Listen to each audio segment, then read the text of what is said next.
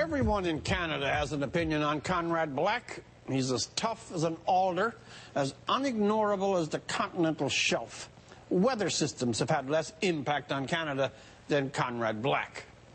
Mr. Black, or to revert to the full rolling nomenclature with which he delights to cloak himself, Baron Lord Black of Cross Harbour, may have resigned his citizenship after quarrelling with the brittle and long-memoried Jean Chrétien, but Mr. Black is himself a living piece of Canadiana.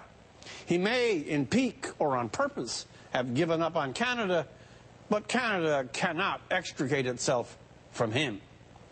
On whether he should be allowed to return to Canada now that he is out of durance vile, done his time, the whole country, I suspect even the wildlife, has in coffee shopper column weighed in.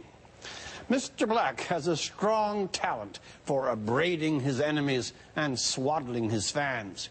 He has a formidable and lavishly exercised sense of scorn and deep wells of vintage sarcasm.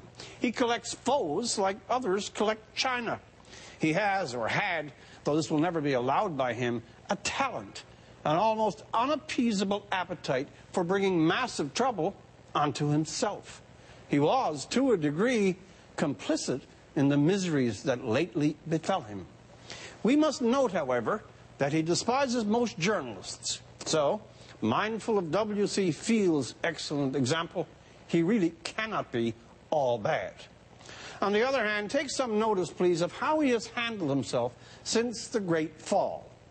A man of deep, even radical, self-regard and pride, he has weathered the hisses of his foes, the desertion of lifelong friends, the elaborate pursuit of a special prosecutor, and never hidden, withdrawn, or bowed his head. Mr. Black doesn't wince or duck. He took his punishment manfully, found fellowship with those he otherwise would never have known of, continued to write, and never once withdrew from the glare of the media or the gloating of his many critics. Rattler ratted.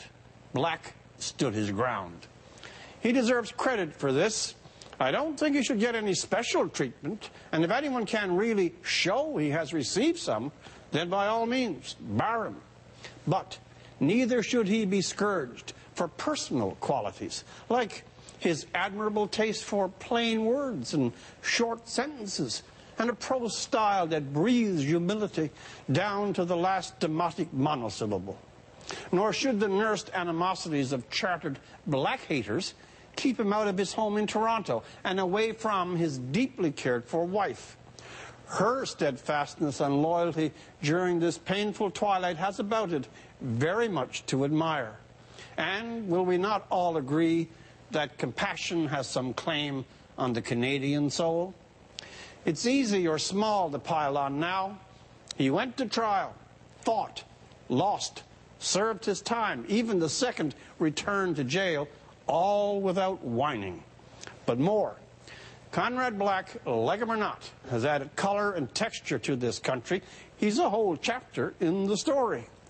Chasing him out of it now or howling for one more indignity has more a quality of petty vengeance and sneering righteousness than justice. For The National, I'm Rex Murphy.